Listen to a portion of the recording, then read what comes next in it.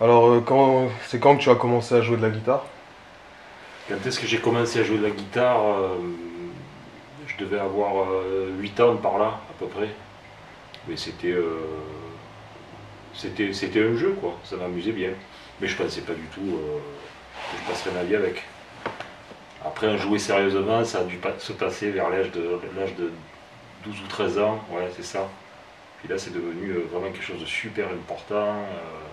Mais j'ai jamais pensé à en faire mon métier, par contre. Mais c'est devenu Non. super important. Ouais. D'accord. Ça prenait beaucoup de place.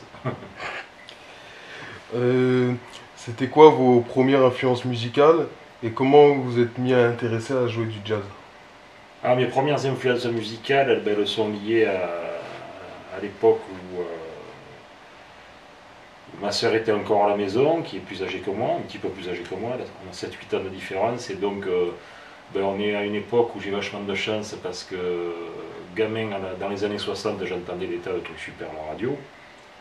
Bon, des tas de trucs super, il n'y avait pas que des trucs super, mais il y avait des artistes français qui faisaient des choses chouettes.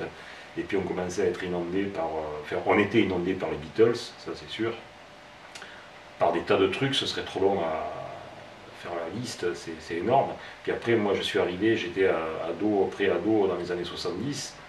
Donc on avait tout un monde musical qui était nourri de Led Zeppelin, Jimi Hendrix qui venait de mourir.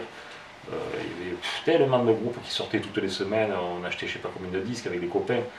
Donc mes influences c'était pop, folk, rock, voilà. Puis en m'intéressant à la guitare, j'ai découvert euh, le Mahavishnu Orchestra, je me souviens, c'est ça. En écoutant du rock, de la pop, je suis tombé sur le Mahavishnu Orchestra, John McLaughlin, j'ai dit wow, c'est monstrueux.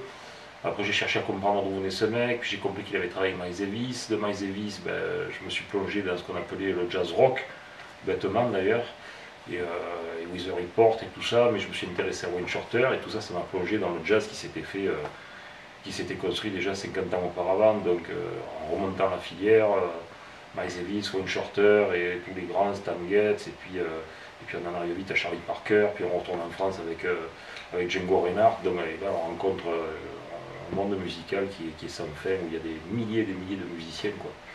Donc le monde que je connaissais pas avant d'avoir une quinzaine d'années, quoi. Bon.